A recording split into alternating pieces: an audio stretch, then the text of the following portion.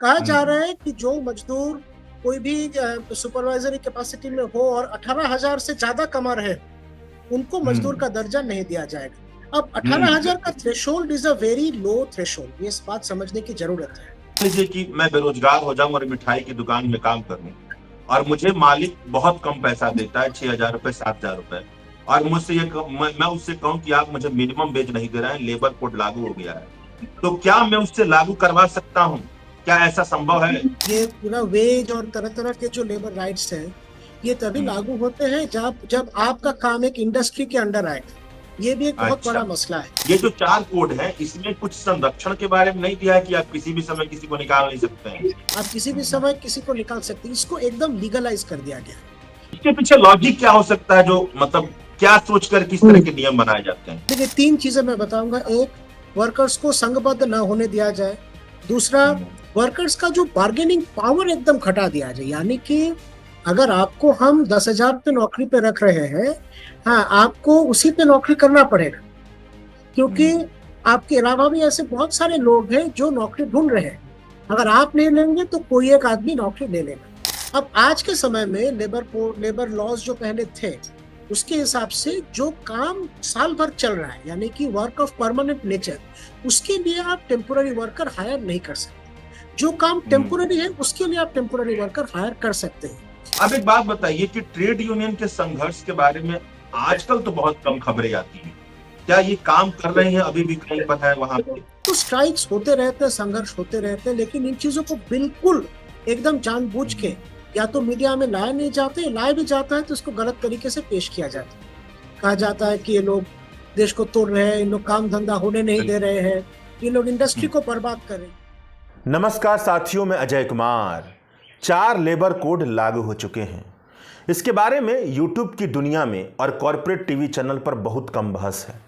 यह बताता है कि हम अपने समय के और जनजीवन के सबसे जरूरी सवालों पर बहस नहीं करते हैं, उससे भागते हैं। अंग्रेजी के अखबारों में एडिटोरियल लिखा जा रहा है कि बहुत बड़ा लेबर रिफॉर्म हुआ है, मगर क्या सच्चाई ऐसी है? आज़ादी से पहले और आज़ादी के बाद कुल मिला जुला करके भारत में 29 लेबर लॉ थे। उन सबको एक करके साल 2020 के आसपास 4 लेबर कोड में तब्दील कर दिया गया और संसद से पारित करवा दिया गया, मगर वह अब तक लागू नहीं हुए थे। 21 नवंबर को उन्हें लागू कर दिया गया है और अखबारों में लिखा जा रहा है कि यह बहुत बड़ा आर्थिक सुधार है, बहुत बड़ा लेबर रिफॉर्म है। क्या वाकई ऐसा है? चलिए इस विषय पर विस्तार से बात करते हैं all India central council of trade union के नेशनल काउंसिल के मेंबर आकाश भट्टाचार्य से। तो आकाश जी, आपसे पहला सवाल यही होगा कि आपकी पहली प्रतिक्रिया क्या है इस पर? जी देखिए, जो नए लेबर कोड्स लाए गए हैं, सरकार के तरफ से और मीडिया के तरफ से कहा जा रहा है कि अच्छी चीज है। सवाल, बुनियादी सवाल यह है कि अच्छा किसके लिए है। ट्रेड यूनियंस का कहना है कि अच्छा है पूंजीपतियों के लिए, बड़े कंपनियों के लिए और सरकार के लिए। खास करके मुनाफा कमाने का जो मकसद है, उसको फुलफिल करने के लिए ये लेबर कोड्स लाए गए हैं, जो कि मजदूरों के लिए अच्छा नहीं है। अब क्यों नहीं है, मैं एक एक करके बताता हूँ क्या क्या बदलाव लाए गए पुराने जो श्रम कानून थे और नए कानून में। एक तो वर्कर का डेफिनेशन। देखिए, ऑलरेडी जो अभी के सेक्टर्स है, लेबर सेक्टर्स, उसमें कई तरह के वर्कर्स हैं जिनको डेफिनेशन में नहीं लाए जा रहे थे। जैसे गिग वर्कर्स हो गए, उनको पार्टनर का दर्जा दिया जा रहा था। डोमेस्टिक वर्कर्स को डेफिनेशन के अंदर शामिल नहीं किया गया था। अभी कहा जा रहा है कि सारे वर्कर्स डेफिनेशन के अंदर आ गए, जबकि ऐसा बिल्कुल नहीं है।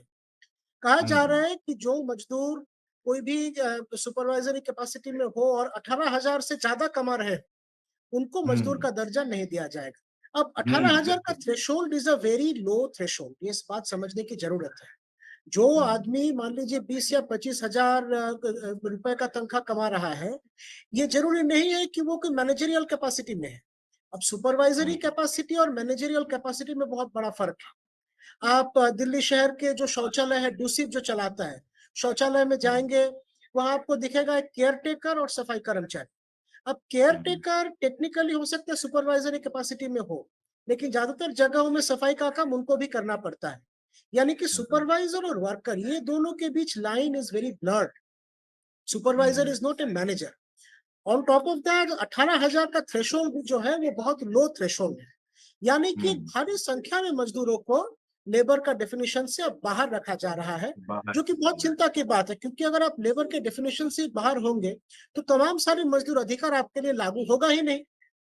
यहीं पर मैं आपको रोकना चाहूंगा। पहले आप इसको क्लियर कर दीजिए कि जो वर्कर है, गवर्नमेंट का जो नोटिफिकेशन, गवर्नमेंट का जो कोड है वो कह रहा है, लेबर कोड, कि अनऑर्गेनाइज्ड और ऑर्गेनाइज्ड दोनों को शामिल किया गया है। लेकिन आप कह रहे हैं कि थ्रेशोल्ड बहुत कम रखा गया है, केवल 18,000 रुपए से कम रुपए महीने में जो कमाते हैं, केवल उन्हीं को वर्कर के तौर पर रखा गया। यही बात है ना? जी जी हाँ। जी। तो अब ये बताइए अगला बिंदु कि अगर 18,000 रुपए से कम लोगों को रखा गया है और भारत की प्रति व्यक्ति जो महीने की आमदनी है वो मात्र 14 से 15,000 रुपए के आसपास बनती है, तो ऐसी स्थिति में तो गवर्नमेंट का ये कहना है कि बहुत बड़ा हिस्सा तो हमने ले ही लिया, तो इसको आप कैसे बताएंगे? देखिए, बहुत बड़े हिस्सा को ले लेना और सबको ले लेना, ये दोनों में फर्क है, ठीक है। एक बड़ा हिस्सा आप ले लिए, ये बात सही है, लेकिन यहाँ एक और एक कैच है। कैच में ये बताना चाहता हूँ, यहाँ लेबर का डेफिनेशन के साथ मिनिमम वेज का सवाल जुड़ जाता है। अब जो हो रहा है कि अगर आप 18,000 से ऊपर अर्न करेंगे तब आप लेबर के डेफिनेशन से ही चले जाएं। अब मिनिमम वेज जो है, मिनिमम वेज अगर 18,000 से ज्यादा है तो मतलब आपके पास क्या चॉइस है? या तो आप मिनिमम वेज अर्न करें या तो आप लेबर के डेफिनेशन के अंदर रहिए। किस तरह का चॉइस दिया जा रहा है वर्कर्स को? वेज का सवाल यहाँ गहराई से समझने की जरूरत है। देखिए, हमारे देश में मिनिमम वेज एक्ट रहा है। अब लेबर कोड्स के साथ जो हो रहा है, एक फ्लोर वेज का कॉन्सेप्ट लाया जा रहा है, जिसके नीचे तनख्वाह गिर ही नहीं सकती। अब ये काम तो मिनिमम वेज ही कर रहा है, तो इसके साथ फ्लोर वेज का कॉन्सेप्ट लाने का क्या मतलब है? अब ये समझने के लिए हमको आज के समय का जो वेज स्ट्रक्चर है उसको देखना पड़ेगा। हकीकत ये है कि ज्यादातर जगहों में लोगों को मिनिमम वेज भी नहीं मिलता है। जैसे दिल्ली शहर में हाँ, लीगल तौर पे जैसे दिल्ली शहर में देखिए आप, सफाई कर्मचारियों की मिनिमम वेज 18-19 हजार होगा। ज्यादातर जगह में सफाई कर्मचारियों को 7, 8, 9, 10 हजार मिल रहा है। तो अब अगर कहा जाए कि 9-10 हजार फ्लोर वेज है और 18,000 मिनिमम वेज है, तो एक तरह से फ्लोर वेज को लीगलाइज करके कहा जा रहा है कि इसके नीचे वेज गिर नहीं सकता। तो जो वायोलेशन ऑफ मिनिमम वेज हो रहा है, मैं खत्म करूं इस पॉइंट को। मैं आपको रोकूंगा। थोड़ा दर्शकों को हमारे समझाइए आसान भाषा में, ये फ्लोर वेज का कॉन्सेप्ट क्या होता है, फ्लोर वेज का मतलब क्या हुआ, और ये जब हम वेज की बात करते हैं तो इसमें क्या क्या शामिल होता है? क्या कोई एक निश्चित राशि है कि किसी राज्य में निर्धारित कर दी गई है या कुछ और है? इसको थोड़ा स्पष्ट तरीके से बताते जाइए। और एक और बिंदु बताइएगा, इसमें जोड़ दीजिएगा कि मान लीजिए कि मैं किसी दुकान में काम कर रहा हूं और मुझे मिनिमम वेज तो मिलता ही नहीं, ना मुझे पता है, तो अगर मैं कोर्ट में जाऊं और लेबर लॉ की किताब दिखाऊं कि देखिए उल्लंघन हो रहा है, तो क्या कोर्ट उसे सुनती है? कुछ ऐसा होता है? इसे थोड़ा स्पष्ट कर दीजिए। देखिए, जो होता है मिनिमम वेज और फ्लोर वेज के बीच जो फर्क पूछ रहे हैं, देखिए वेज में एक कंपोनेंट होता है जो बेसिक सैलरी, जो सरकार निर्धारण करता है। जो सरकार के कमीशंस बैठते हैं वो ओवरऑल इकोनॉमी की स्थिति को मद्देनजर रखते हुए एक बेसिक सैलरी का निर्धारण करते हैं, टियरनेस अलाउंस का निर्धारण करते हैं। ऐसे कुछ और कंपोनेंट्स होता है जो मिला के एक वेज अमाउंट फिक्स होता है। अब फ्लोर वेज का कॉन्सेप्ट जो जगह जगह रहा है, पूरे दुनिया में फ्लोर वेज का कॉन्सेप्ट है। फ्लोर वेज वो होता है जिसके नीचे वेज जा ही नहीं सकता। मिनिमम वेज वो होता है जो सरकार निर्धारण करती है कि ये मिनिमम वेज है, ठीक है। अब ये दोनों के बीच अलग से फर्क रखने की कोई जरूरत नहीं। अगर सरकार वही तनख्वाह को निर्धारण करे जो फ्लोर वेज है ना, तो फ्लोर वेज और मिनिमम वेज एक हो जाता है। लेकिन जहां पे मिनिमम वेज फ्लोर वेज से ऊपर रखा गया है और एक नया फ्लोर वेज का कॉन्सेप्ट लाया जा रहा है, इसका मतलब मिनिमम वेज से नीचे भी पेमेंट का एक रास्ता अलग अलग कंपनियों को दिया जा रहा है ना। और ये मैं कहना चाहता हूं कि आज के समय में ज्यादातर एस्टेब्लिशमेंट्स में वर्कर्स को, खास करके इनफॉर्मल वर्कर्स को, मिनिमम वेज के नीचे ही तनख्वाह मिल रहा है, उनको लीगल मिनिमम वेज नहीं दिया जा रहा है। तो ऐसी स्थिति में फ्लोर वेज लाने का मकसद ये है कि लीगल मिनिमम वेज से नीचे जो वेज है उसी को एक नॉर्मल वेज में तब्दील करना। जबकि तमाम सारे यूनियंस की ये लड़ाई रही है कि वर्कर्स को मिनिमम वेज दिलवाया जाए, है ना। इसे थोड़ा एग्जांपल से अगर आप बता दें, एक एग्जांपल से बताइए, एग्जांपल से बताएंगे तो स्पष्ट होगा। बिल्कुल, बिल्कुल। मैं उस पे आने के पहले बस ये कनेक्ट करना चाहता हूँ लेबर के डेफिनिशन के साथ। तो अगर अब बिल्कुल। ये कहा जा रहा है कि 18,000 से ऊपर अगर आपको वेज मिल रहा है, आप सुपरवाइजरी कैपेसिटी में, तो आप लेबर के अंदर नहीं आएँगे। तो क्या कहा जा रहा है वो यूनियंस के और वर्कर्स को कि अपने मिनिमम वेज के लिए संघर्ष ना करो।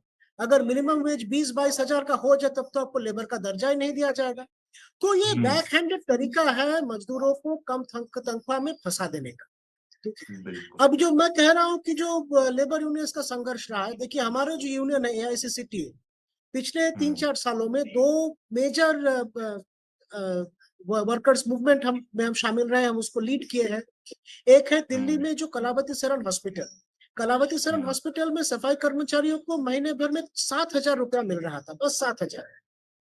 हुँ, और उसके साथ जब कॉन्ट्रैक्टर बदल रहा था, तब उन लोग को नौकरी में बरकरार रखने के लिए कट मनी देना पड़ रहा था।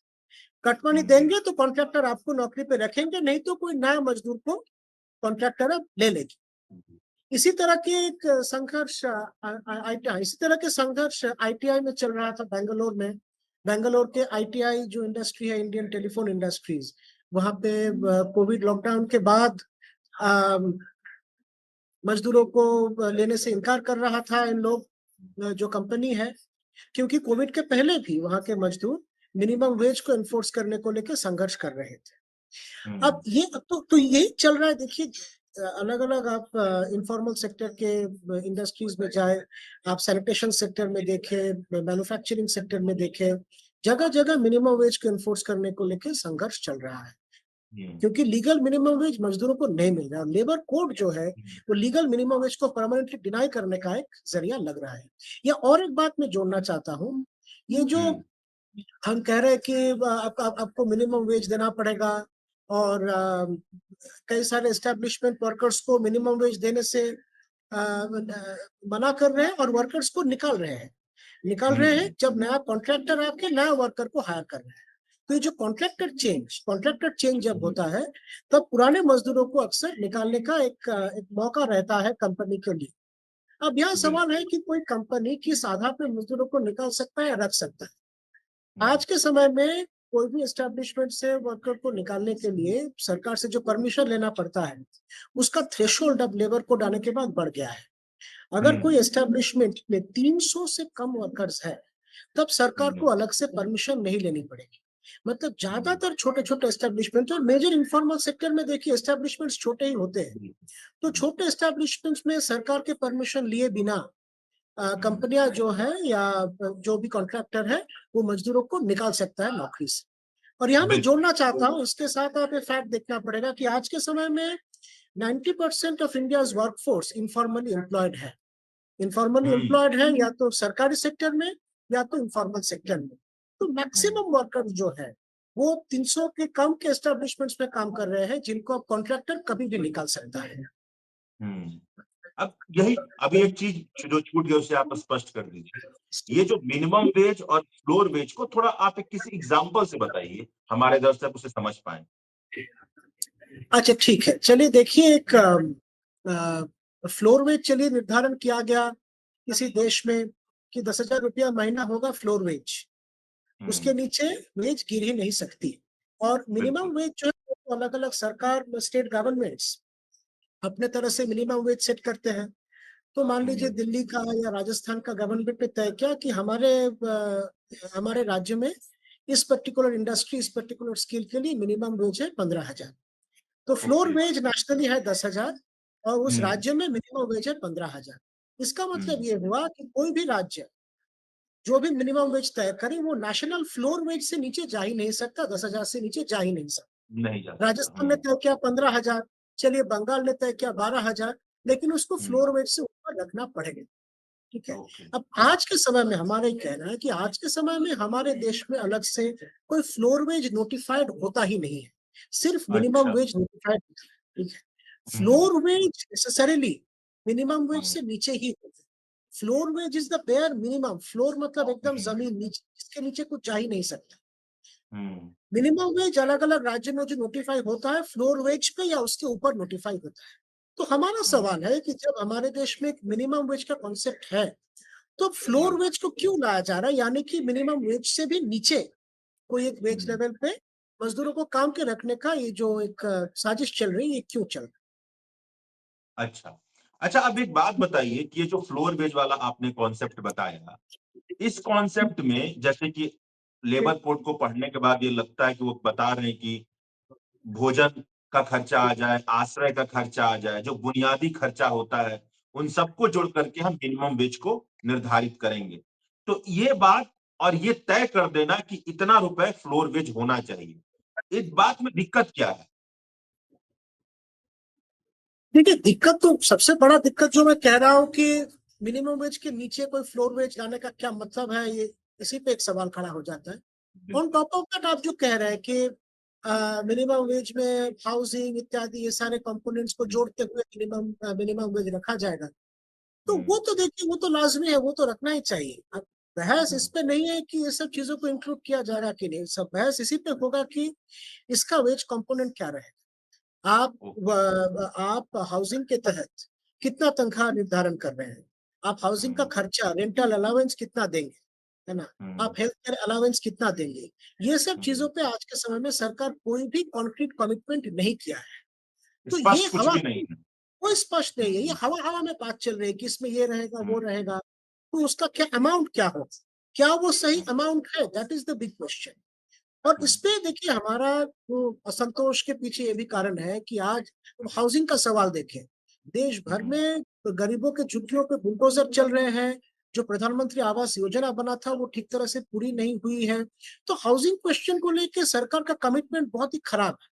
तो ऐसी स्थिति में हाउसिंग के लिए एक ठीक ठाक सा अलावेंस मजदूरों को दिया जाएगा, जब तक कोई स्पष्ट तरीके से उस अलावेंस का जिक्र सरकार नहीं करती है, तब तक इस वादे को हम एक हवा हवा में वादा मानेंगे, इसको हम जुमला भी कह सकते हैं। तो यानी यहाँ तक की बातचीत में स्पष्ट हो गया कि लेबर कोड आया है, अखबारों में बहुत रंगीन बातें आ रही हैं, मगर स्पष्टता ही नहीं है कि मिनिमम वेज के अंतर्गत कितनी राशि होगी, इसको लेकर के किसी भी बिल्कुल तरह की स्पष्टता नहीं है। और नहीं है। सबसे महत्वपूर्ण बिंदु आपने यह बताया कि जो 18,000 रुपए से कम कमाते हैं महीने में, उन्हीं को केवल लेबर कोड के अंतर्गत शामिल किया गया। अब आप एक मुझे एक बात बताइए, ये मिनिमम वेज का कॉन्सेप्ट हम लोग अपने स्कूली जीवन से सुनते आए हैं, लेकिन कभी भी जब राजनीति होती है, चुनावी राजनीति, इस पर कोई बातचीत नहीं होती है। दूसरा, हम कभी भी शहरों में जाएं और मजदूरों से ही पूछते हैं कि आपको कितनी मजदूरी मिलती है, तो उनकी मजदूरी से लगता है कि इनको मिनिमम वेज में नहीं मिल रहा है, ना ही उनको पता है कि मिनिमम वेज क्या होता है। तो ये मिनिमम वेज केवल किताबी बात है, जमीन से इसका कोई लेना देना नहीं होता है क्या? क्या ये कोर्ट में कभी जाता नहीं है मामला, अदालतों में जाए और अदालत ये कहे कि सबको मिनिमम वेज देना है? इस तरह की कुछ बातें होती हैं कभी? यदि कोर्ट में जाता है, लेकिन मजदूरों के मामले में अदालत का रुख बहुत सही नहीं रहा है, पिछले कई दशकों में हम देख रहे हैं। जब से नवोदारवाद आया है और एक नए सिरे से प्राइवेट कैपिटल को बढ़ावा दिया गया है हमारे देश में, एक तरफ कोर्ट भी बहुत मजदूरों के फेवर में राय नहीं दी है किसी भी सवाल पे, सिर्फ मिनिमम वेज नहीं, और उसके साथ साथ राजनीति से, चुनावी राजनीति से खास करके मजदूरों का सवाल एक तरह से गायब हो गया है। ये बहुत चिंता की बात है।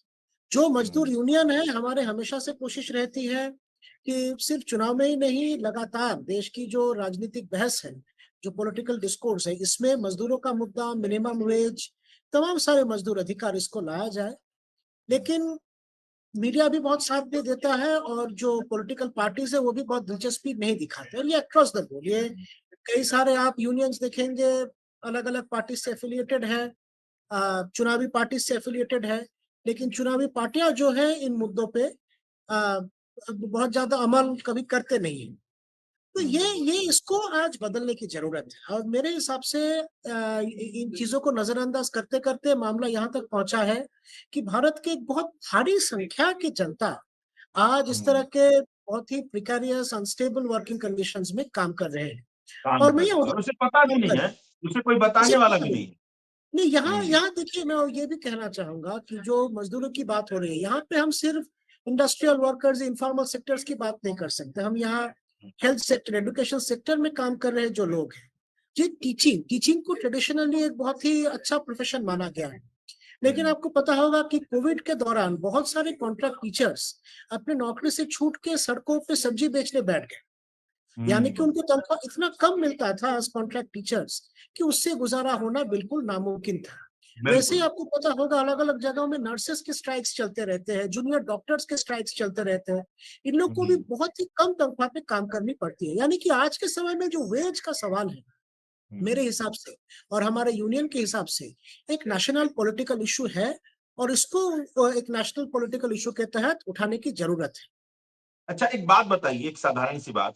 मान लीजिए कि मैं बेरोजगार हो जाऊं और मिठाई की दुकान में काम करूं, और मुझे मालिक बहुत कम पैसा देता है, 6,000 रुपए, 7,000 रुपए, और मुझसे मैं उससे कहूं कि आप मुझे मिनिमम वेज नहीं दे रहे हैं, लेबर कोड लागू हो गया है, तो क्या मैं उससे लागू करवा सकता हूं?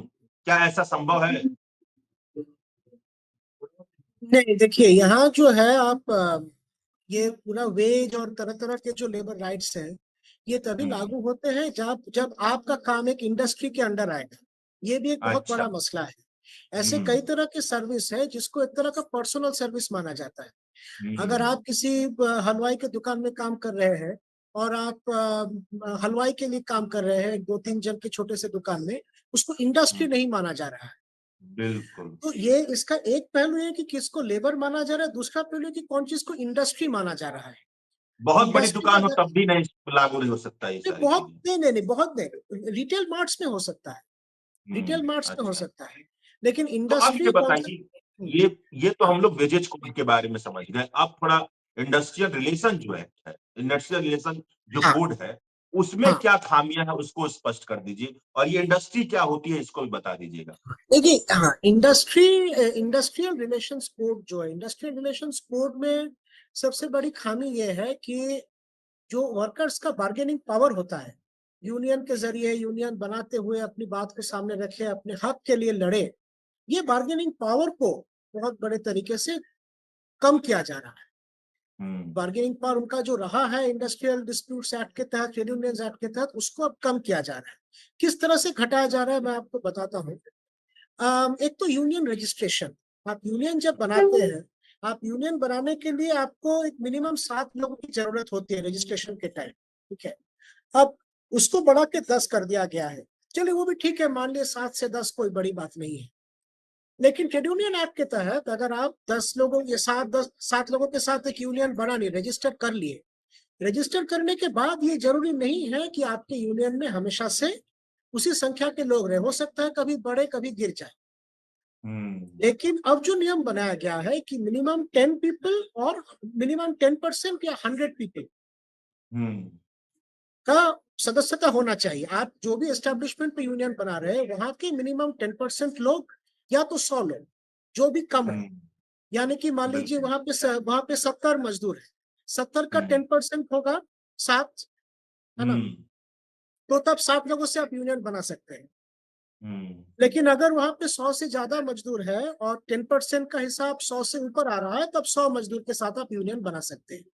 तो एक तो ये अच्छा। संख्या ज्यादा हो गई, संख्या बढ़ गया है। बिल्कुल। आपको यूनियन बनाने के लिए और भी संख्या के लोग चाहिए। On top of that, union बनाने के बाद आपको उसी नंबर को लगातार मेंटेन करना पड़ेगा। मेंटेन अब करना। ये एक बहुत इंपॉर्टेंट मसला है। देखिए क्या होता है कि आप यूनियन बनाते हैं, चलिए आप लड़के यूनियन बना लिया, आपको रजिस्ट्रेशन दे दिया गया। फिर जो होता है कि जो फैक्ट्री ओनरशिप है, फैक्ट्री का जो आपके मालिक है, फैक्ट्री ओनर आके कुछ एक घपला करता है, कुछ मजदूरों को धमकाते हैं और कुछ मजदूर यूनियन से हट जाते हैं। हम्म, फिर उसके बाद जो यूनियन है बाकी लोगों से बातचीत करके उन लोग को यूनियन में वापस लाते हैं। ये उतार चढ़ाव चलता रहता है। अब जो नियम बना इसके चलते, अगर आपके यूनियन का संख्या, वो जो मिनिमम रजिस्ट्रेशन नंबर है उससे घट गया, तो आपका यूनियन हम्म, रजिस्ट्रेशन कैंसिल हो सकता है।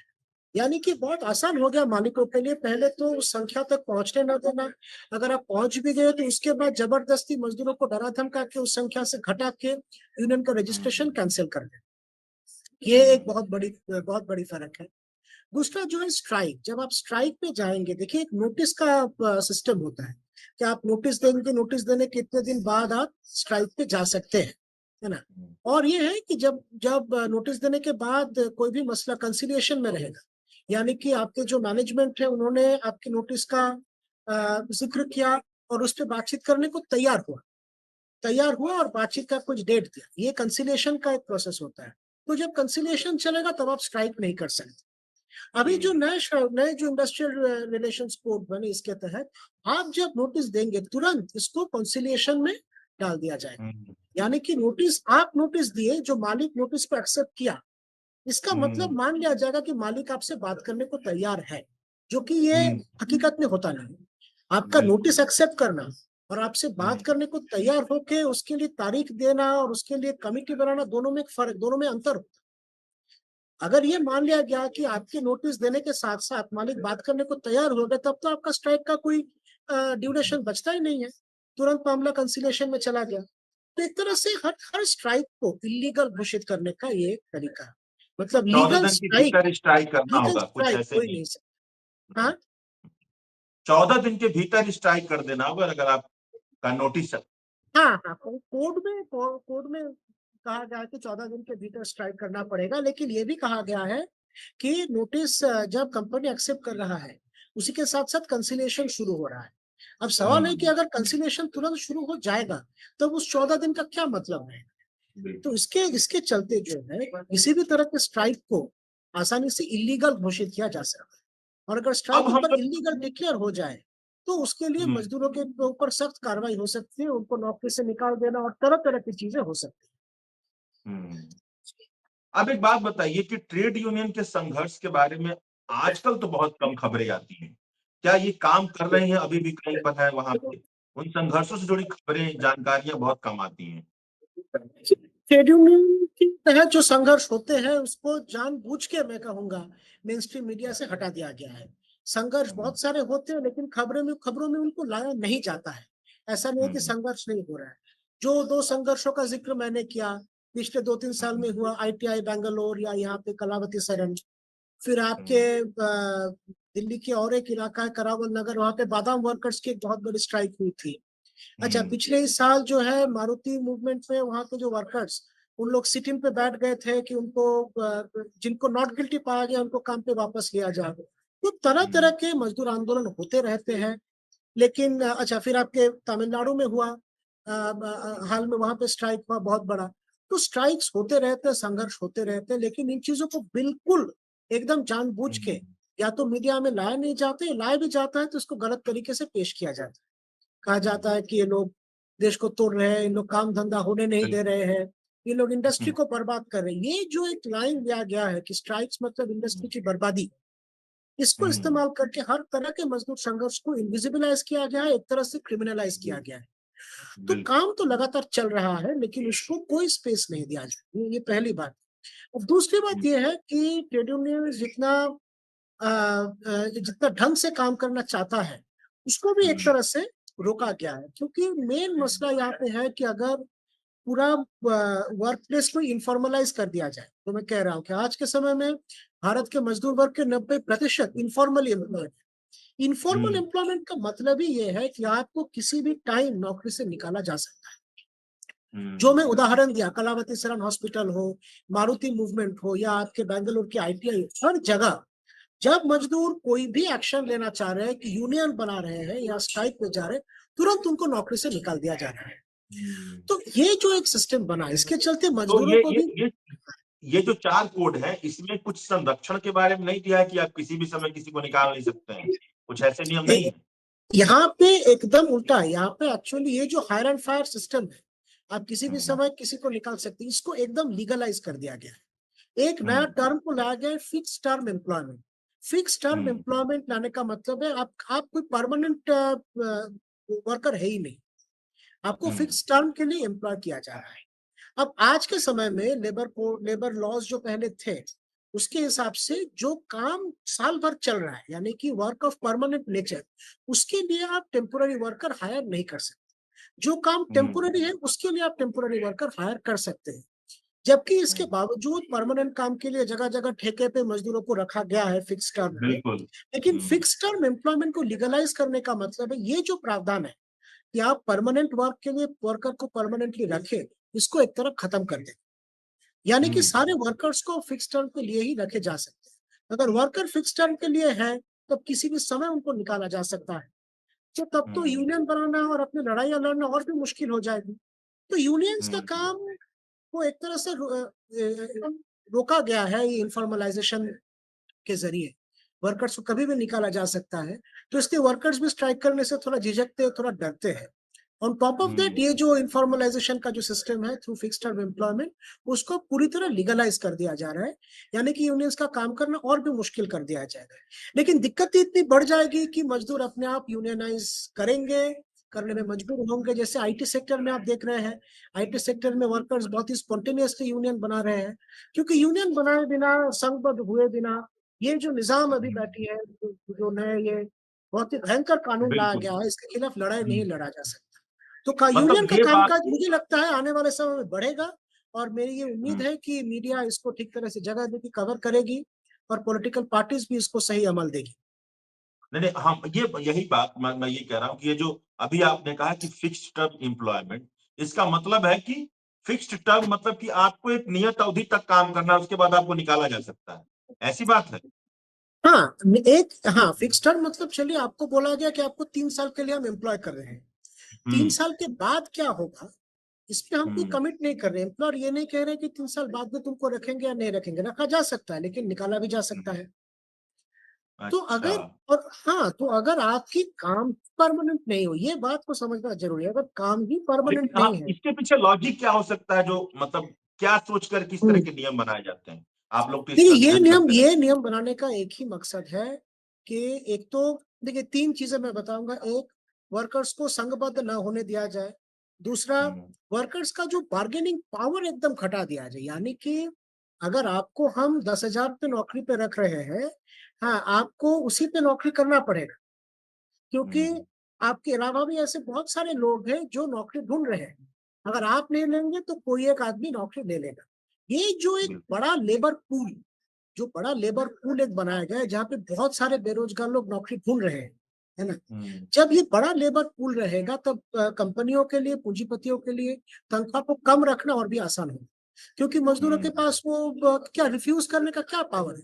आप ये बिल्कुल। होम बाउंड फिल्म देखे होंगे जो हाल में आया था, जो कम तनख्वाह में सूरत में काम करने जा रहे थे, वो 2 लड़के, उनके पास क्या चाह था, उसी तनख्वाह में काम करना पड़ रहा था।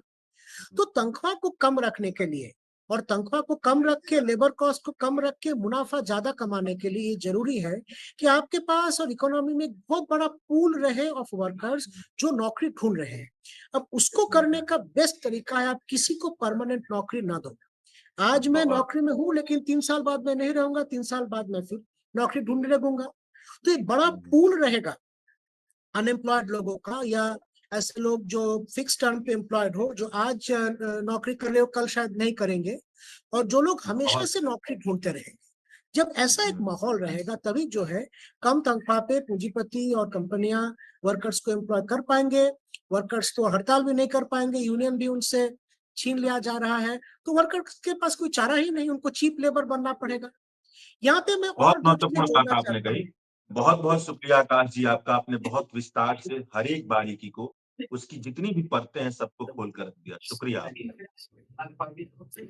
शुक्रिया, अच्छा लगा आपसे बात करके। तो हमारी यही उम्मीद रहेगी कि आने वाले समय में मजदूर संघर्षों को आप और तमाम सारे मीडिया के साथी बिल्कुल। अच्छे से द वायर के और वीडियोस देखने के लिए सब्सक्राइब करें और बेल आइकन पर क्लिक करें। स्वतंत्र पत्रकारिता की आर्थिक मदद करने के लिए डिस्क्रिप्शन में दिए गए लिंक पर जाएं और अपनी राशि चुनें।